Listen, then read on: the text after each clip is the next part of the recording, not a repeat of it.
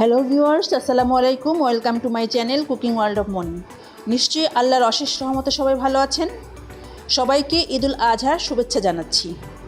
আমার আজকের রেসিপি হচ্ছে চট্টগ্রামের ঐতিহ্যবাহী মজাদার এবং বর্তমানে আমাদের দেশের জনপ্রিয় একটি রেসিপি গরুর মাংসের কালাভুনা। চলুন চলে যাই আজকের মজাদার কালাভুনা রান্নায়। আজকে আমি 2 কেজি গরুর মাংস রান্না করছি। দিয়ে দিচ্ছি 2 টেবিল চামচ আদা বাটা, 2 টেবিল চামচ রসুন বাটা, 1 টেবিল চামচ হলুদ গুঁড়া, 2 টেবিল চামচ লাল মরিচের গুঁড়া। মরিচের গুঁড়াটা অবশ্য যার যার টেস্ট অনুযায়ী ইউজ করতে পারবেন।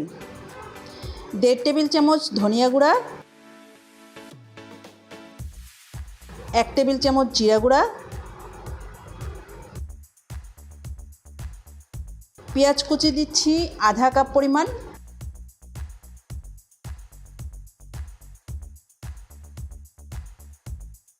পেঁয়াজ বেরেস্তা দিচ্ছি 1 কাপ পরিমাণ। চেষ্টা করবেন পেঁয়াজ বেরেস্তাটা ইউজ করতে।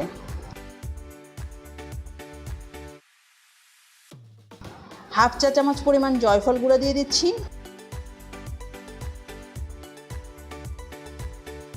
দিচ্ছি স্বাদ মতো লবণ।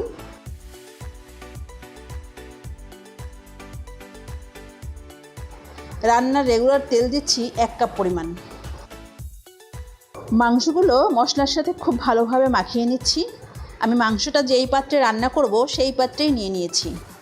এখানে আমি 2 কেজি পরিমাণ মাংস নিয়েছি, কারণ এই রান্নাটায় একটু বেশি পরিমাণ মাংস নিলেই খুব ভালো একটা টেস্ট আসে।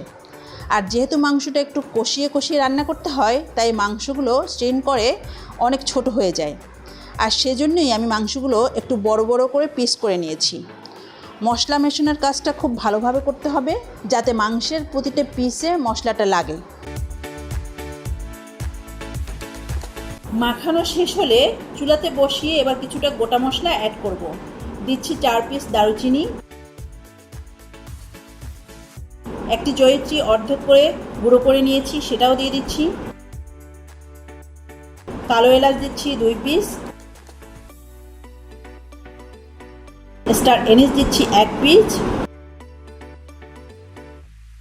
সবুজ এলাচ দিচ্ছি 6-7টি, তেজপাতা দিচ্ছি 4টি, আস্ত কালো গোলমরিচ 1 চা চামচ, লবঙ্গ দিচ্ছি 8-10টি। এই পর্যায়ে আমি কোনো পানি অ্যাড করছি না। গোটা মশলাগুলো মাংসের সাথে ভালোভাবে মিশিয়ে চুলাটা হাই হিটে রেখে ঢাকনা দিয়ে রান্না করব 6 থেকে 7 মিনিট।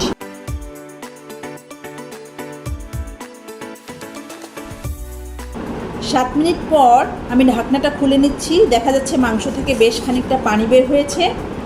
আমি এই মাংসটা রান্নায় এক্সট্রা কোনো পানি ব্যবহার করতে চাচ্ছি না।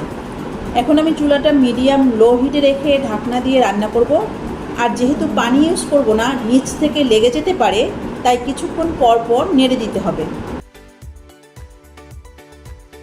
প্রায় 40 মিনিট পর মিডিয়াম লো হিটে রান্না করে মাংসটা এই পর্যায়ে এসেছে। মাঝে বেশ কয়েকবার ঢাকনা খুলে নেড়ে দিয়েছি, কোনো পানি ইউজ করিনি। অবশ্য আপনাদের রান্নার সময় যদি পানি প্রয়োজন হয়, তাহলে অল্প অল্প করে গরম পানি দিয়ে রান্না করবেন, একেবারে বেশি পানি দিতে যাবেন না। কালো ভুনা মাংসটা কিন্তু কালো কালারের হলেও এটা কিন্তু ভাজা ভাজা না, ভিতরটা খুব সুন্দর সফট আর জুসি হয়। তাই মাংসটাকে ঢাকনা দিয়ে মিডিয়াম লো হিটে রান্না করতে হবে। আমার এই মাংসটা মোটামুটি সিদ্ধ হয়ে গিয়েছে। এই পর্যায়ে মাংসটাকে আমি বাগার দিয়ে নিব। চুলায় একটি প্যান বসিয়ে নিয়েছি, দিচ্ছি হাফ কাপ পরিমাণ সরিষার তেল। চেষ্টা করবেন এই পর্যায়ে সরিষার তেলটা ইউজ করতে। দিচ্ছি 7-8টি শুকনো মরিচ। শুকনো মরিচটা হালকা একটু ভেজে নিচ্ছি। মরিচটার কালারটা হালকা চেঞ্জ হলে দিচ্ছি 3-4 কোয়া রসুন।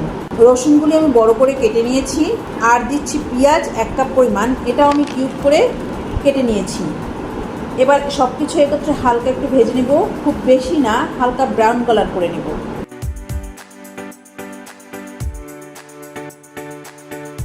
তো এই পর্যায়ে খুব সুন্দর একটা কালার চলে এসেছে। আমি এখন এটাকে সরাসরি মাংসের মধ্যে ঢেলে দিচ্ছি।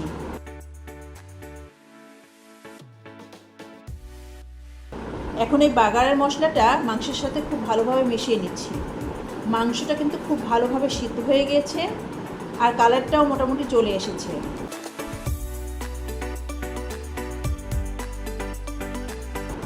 এবার ঢাকনা দিয়ে একদম লো হিটে রেখে দিব 7 থেকে 8 মিনিট। ঠিক 8 মিনিট পরে ঢাকনাটা খুলে দিয়ে দিচ্ছি 1 চা চামচ রাঁধুনি গুঁড়া, 1 চা চামচ ভাজা জিরার গুঁড়া, 1 চা চামচ শাহি গরম মশলার গুঁড়া। এই শাহি গরম মশলাটা কিন্তু আমি ঘরেই তৈরি করেছি, আর এর ভিডিওটা আমার চ্যানেলে দেওয়া আছে, আমি ডিসক্রিপশন বক্সে এর লিঙ্কটা দিয়ে দিব। মাংসটা এভাবে নেড়েচেড়ে আবারও ঢাকনা দিয়ে 8 থেকে 10 মিনিট দমে রেখে গরম গরম পরিবেশন করে নেব। আমি একটি সার্ভিং ডিশে পরিবেশন করে নিচ্ছি।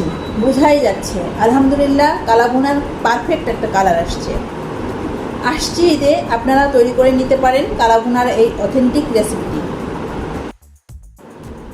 এই তো এটাই ছিল আমার আজকের আয়োজন। যদি ভিডিওটা ভালো লেগে থাকে প্লিজ লাইক এবং শেয়ার করবেন, আর কাইন্ডলি আমার চ্যানেলটি সাবস্ক্রাইব করে পাশে থাকবেন সবসময়। দেখা হবে পরের ভিডিওতে ইনশাআল্লাহ। আল্লাহ হাফেজ।